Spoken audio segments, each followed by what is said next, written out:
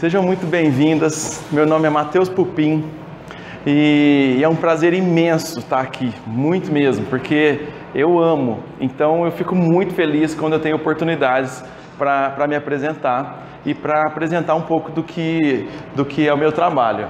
Essa apresentação de hoje tem o tema de sincronicidade. E a sincronicidade eu costumo dizer que é a vida no tempo certo. Quando a gente fala de sincronicidade, nós vamos falar do acaso, das coisas que acontecem por acaso. E a gente fala que é o acaso, mas muitas vezes são coisas que acontecem no tempo de Deus, porque nada acontece por acaso. Algumas coisas acontecem na nossa vida e a gente não sabe por que aconteceu, e às vezes aquilo é muito bom ou às vezes aquilo é muito ruim. E a gente só pode agradecer por tudo que aconteceu. Então a sincronicidade é a vida no tempo certo. Quem estudou bastante sobre sincronicidade foi o Jung, Carl Gustav Jung. E pela etimologia da palavra, sincronicidade vem do grego, porque Cronos é o nome de tempo, é uma palavra que representa tempo em grego. E sim significa junto. Então sincronicidade vem do grego Cronos, que significa o tempo junto, aquilo que acontece ao mesmo tempo, por um motivo sem uma causalidade, por algo que aconteceu por acaso. Em geral, nós preferimos utilizar sincronia, porque é uma palavra mais curta e representa o mesmo sentido. Sabe quando você pensa em alguém e a pessoa te liga? Já aconteceu isso? Nossa, eu estava pensando em você, você me ligou. Nossa, o que é isso, né? Como é que pode, né? Isso é sincronicidade. E aí o Jung, ele descreveu sincronicidade dessa forma. Como nos mostra a etimologia, esse termo tem alguma coisa a ver com o tempo, ou para sermos mais exatos, com uma espécie de simultaneidade, algumas coisas que acontecem ao mesmo tempo, simultâneas. Em vez de simultaneidade, nós poderíamos usar também o conceito de coincidência significativa, alguma coisa que acontece por coincidência, mas tem que ser uma coincidência significativa, que seja algo importante, de dois ou mais acontecimentos, em que se trata de algo mais do que uma probabilidade de acasos. Essa foi a definição que o Jung deu para sincronicidade. O termo utilizado pela primeira vez foi em 1929, mas só que ele demorou mais 21 anos para concluir a obra que ele chamou de sincronicidade, um princípio de conexões acausais. Imagina, ele foi lançar isso em 1950. Imagina 21 anos para escrever um livro. Hoje em dia o pessoal lança livro toda semana. Naquela época ele levou 21 anos para escrever um livro. Por quê? Porque é muito difícil reproduzir os eventos em um ambiente controlado. Se algo que acontece por acaso, como é que eu vou reproduzir isso num ambiente controlado, num laboratório, por exemplo? Beleza, vai acontecer algo por acaso agora. Não tem jeito. Aquilo que acontece por acaso, ele acontece a qualquer momento, por acaso. E aí como é que ele ia descrever isso num ambiente controlado, num laboratório, num estudo científico? Seria impossível. Ele conseguiu provar isso de forma teórica, lógico, né? De forma prática, não é possível. Jung define 3 categorias de sincronicidade. A primeira, coincidência de um estado psíquico com um evento externo objetivo simultâneo. Por exemplo, eu penso numa música e ela começa a tocar no rádio. Imagina, eu estava lembrando dessa música, às vezes eu estava cantarolando ela, e a hora que vier a música começa a tocar. Tá ali, estou passando as estações do rádio. Tá tocando a música. Às vezes é uma música que faz sentido ainda, né? Às vezes é uma música de um dia importante, às vezes é uma música que me lembra uma pessoa importante. Isso significa sincronicidade. As coisas que acontecem por acaso, sem a gente saber porquê, mas elas acontecem e aquilo tem alguma importância. Sincronicidade é quando aquilo tem relação com algo que faz sentido para mim. Uma outra definição de sincronicidade: coincidência de um estado psíquico com um evento externo, simultâneo, mas distante no espaço. Por exemplo, a minha irmã, que mora lá em São Paulo, eu penso nela, ela me liga logo em seguida. Imagina, ela está bem distante de mim e mesmo assim existe uma sincronicidade. Na hora que eu pensei nela, ela me ligou. Nossa, estava pensando em você agora. Imagina que legal. Já aconteceu isso com alguém? Ah, lógico, né?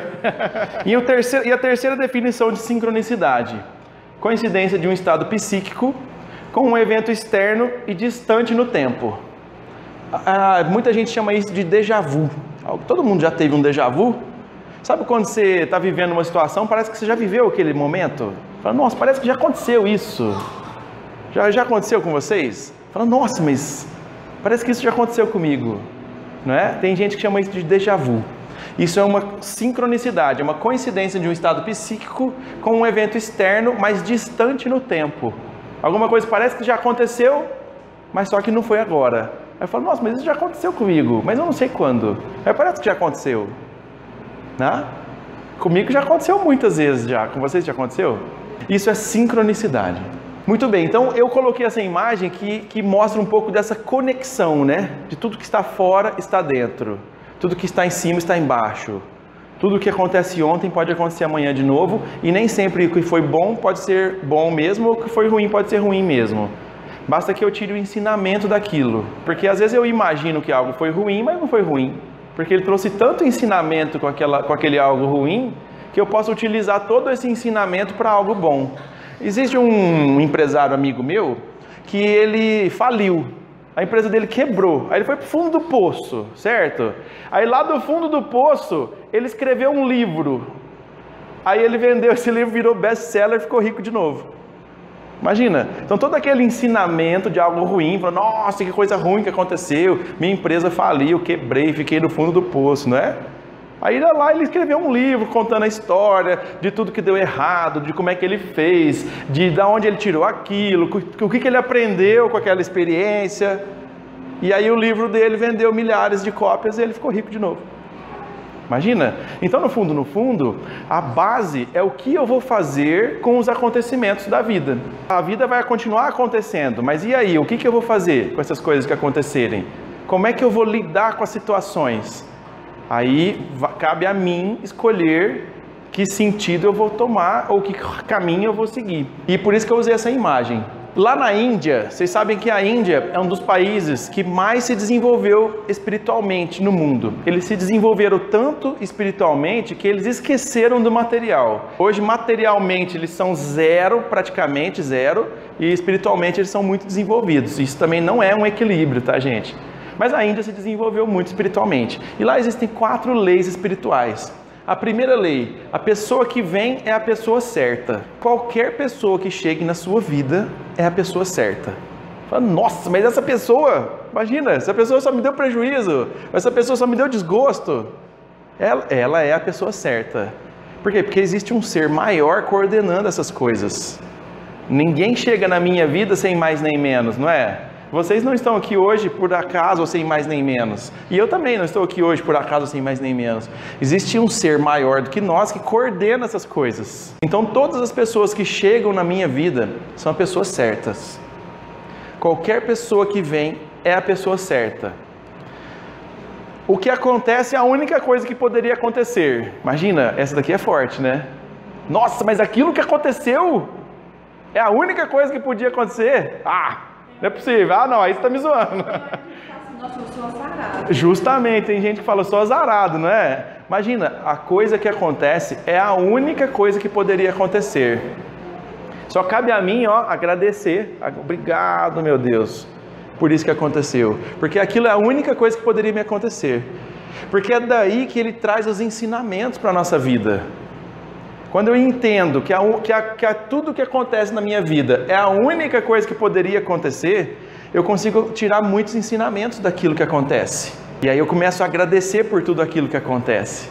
Em qualquer momento que comece, é o momento certo. Quando eu era mais novo, eu ficava um pouco reclamando, né, injuriado, porque as coisas não aconteciam do jeito que eu queria, né? Aí eu falava assim, não, até os 25 eu tenho que estar rico já. Imagina, aí passou os 25, passou os 30 e eu não estava rico ainda, imagina, né? Mas nossa, mas ainda não aconteceu. Que hora que vai acontecer? Mas já tinha que ter acontecido. Tudo acontece na hora certa que tem que acontecer. Porque não sou eu que sei qual é o momento certo das coisas acontecerem. Porque eu preciso aprender algo com as coisas que acontecem. E aí as coisas vão acontecer na hora certa que elas têm que acontecer. Nada vai acontecer antes. E nada vai acontecer depois do que teria que acontecer. Tudo vai acontecer na hora certa que tem que acontecer. E isso daí me trouxe tanto ensinamento. Quando eu tive conhecimento disso aqui, as 4 leis espirituais da Índia, abriu um mundo de oportunidades. Porque aí eu percebi o quanto eu posso evoluir só pelo fato de eu começar a respeitar os momentos. Só de eu começar a respeitar o tempo certo de acontecer as coisas. A vida acontece no tempo certo. Muitas vezes não é no tempo que eu quero, não sou eu que escolho. E a quarta lei: quando algo termina, termina. Isso aqui, uma vez eu fui fazer essa palestra numa clínica de recuperação para dependentes químicos.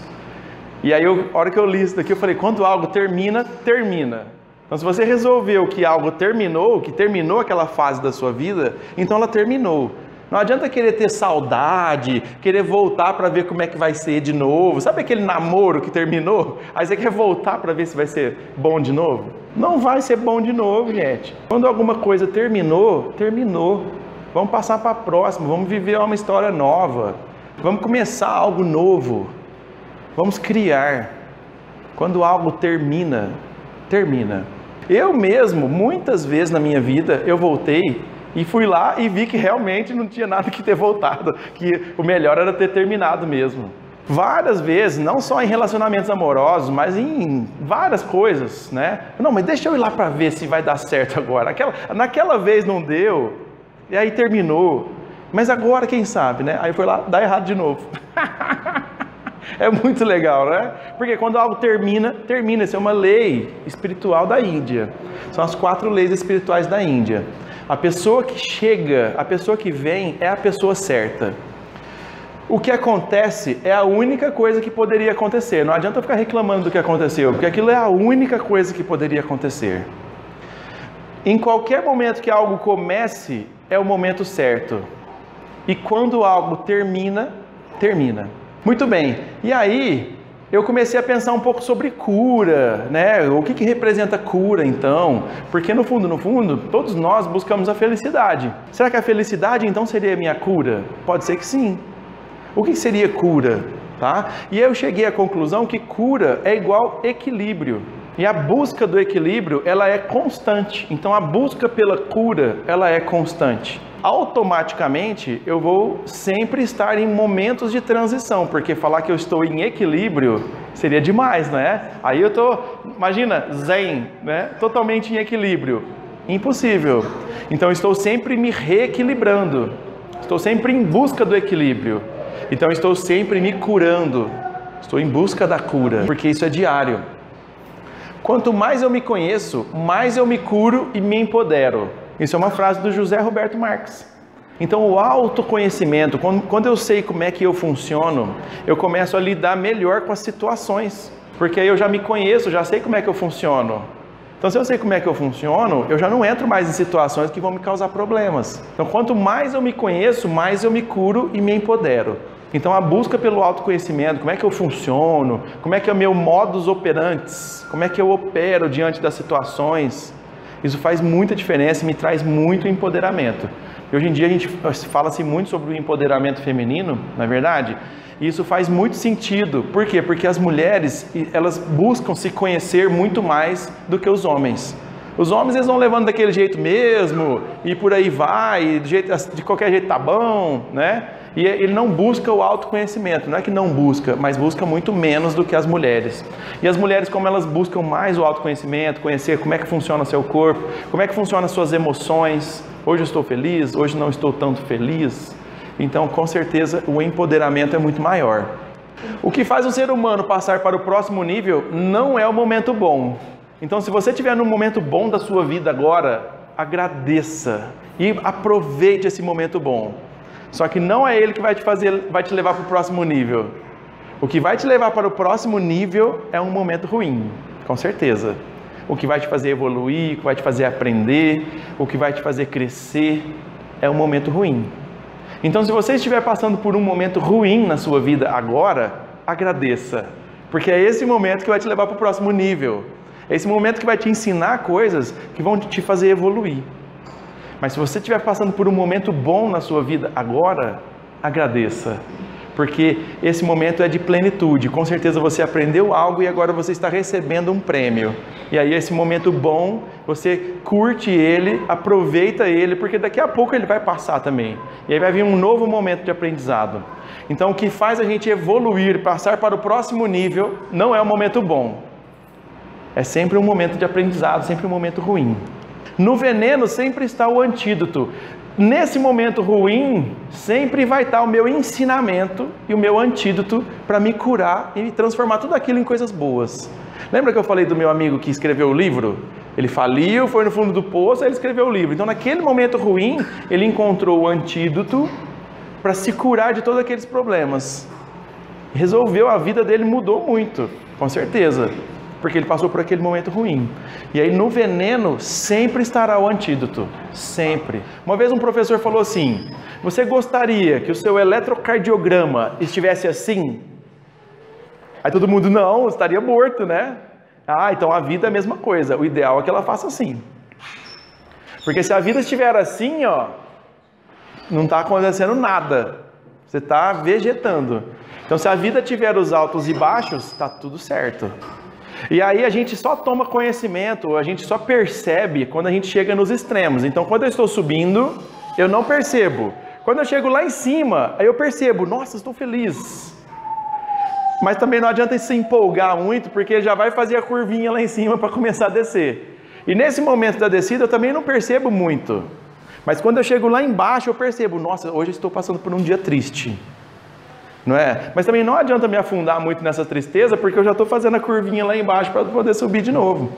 Então não adianta ficar amargurado, nossa, mas eu estou passando por um momento de tristeza. Calma. Já tá... Se você está percebendo isso, é porque já está na curvinha lá de baixo. Daqui a pouco já vai começar a subir de novo. Então, ó, calma. Porque a gente só consegue perceber quando está nos extremos. A vida ela tem altos e baixos, mas quando está lá em cima ou quando está lá embaixo é que a gente percebe. Quando está nesse ponto de transição, a gente não consegue perceber muito.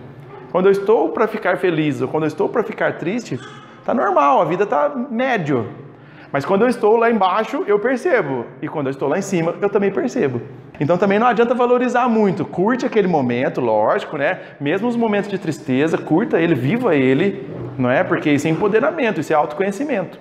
Não, hoje eu estou triste. Beleza, eu estou triste. Hein?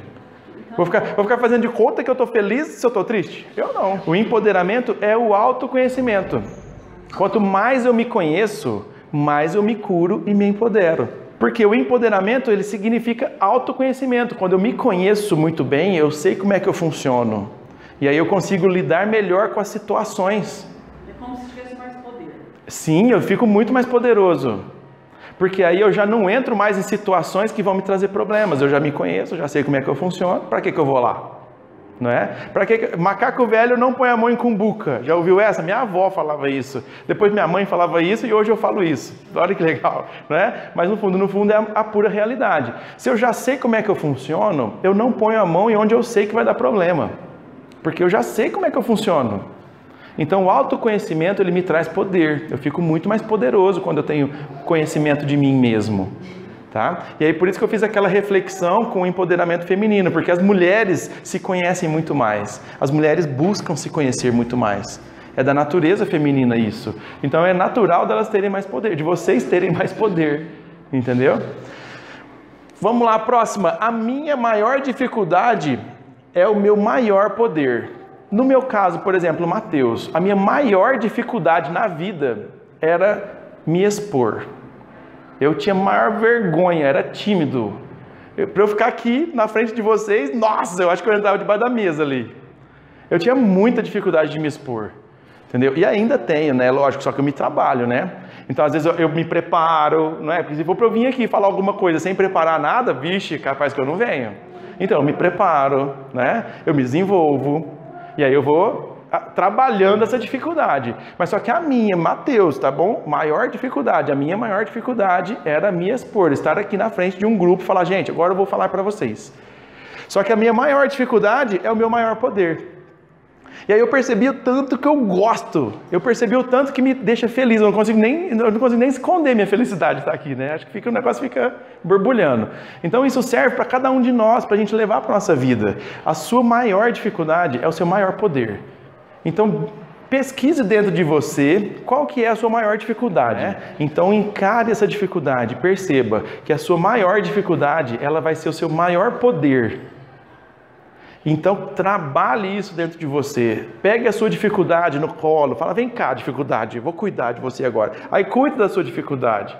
E aí você trabalha, desenvolve ela. E ela vai se transformar no seu maior poder. Ainda sobre cura e equilíbrio.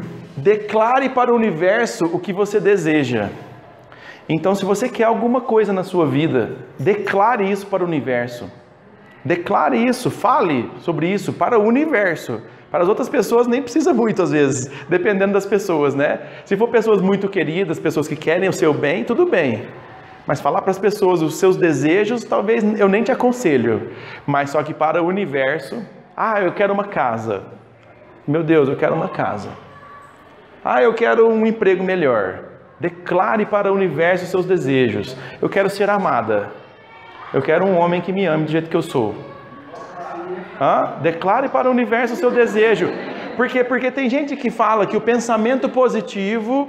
Eu concordo que o pensamento positivo é importante. Mas o pensamento positivo, ele não transforma, ele não move. O que move é o verbo. O que move é a palavra. Isso é bíblico, né? No princípio era o verbo. E o Espírito pairava sobre as águas. Já ouviram essa? Eu não sou muito bom de Bíblia não, viu gente? Mas eu lembro dessa passagem.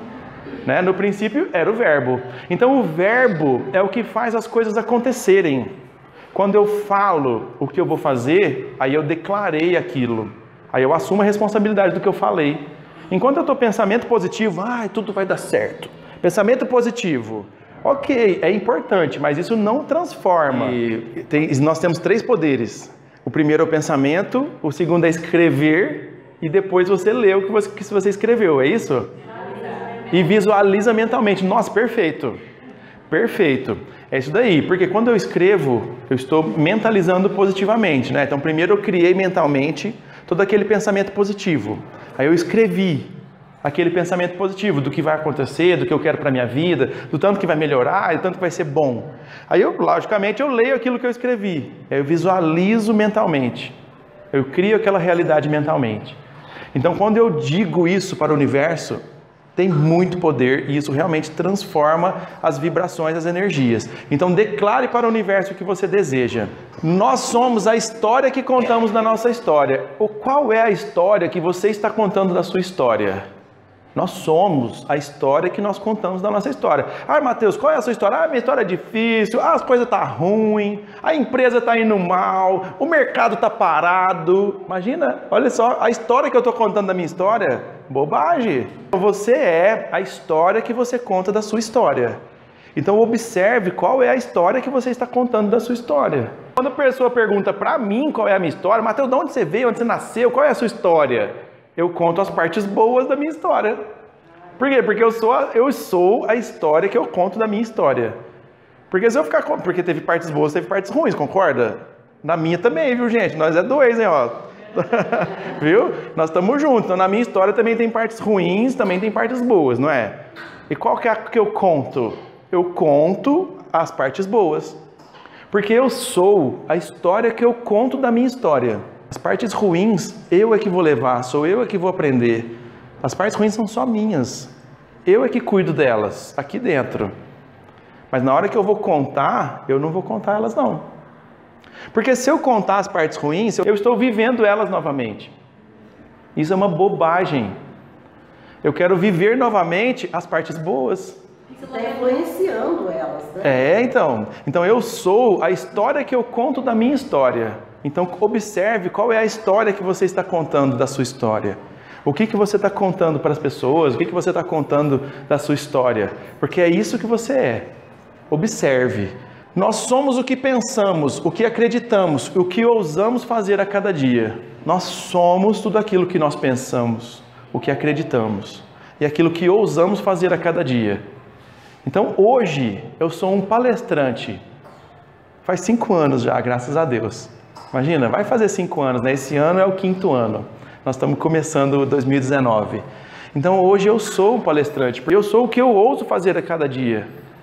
Então eu ouso ser um palestrante. E hoje eu estou vivendo esse momento incrível, que é uma felicidade enorme estar aqui falando com vocês. Sabe aquela coisa que a gente fica guardadinha lá, fala, nossa, na hora certa eu vou fazer isso daqui. Ou então quando acontecer aquilo, eu vou fazer isso. Quantas pessoas eu encontrei falando isso? Nossa, quando der certo, eu vou fazer.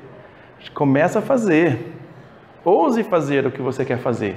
Um pouco mais, agora sobre necessidades básicas do ser humano. Os seres humanos em geral têm algumas necessidades básicas e aqui eu trago um pouco para as crianças.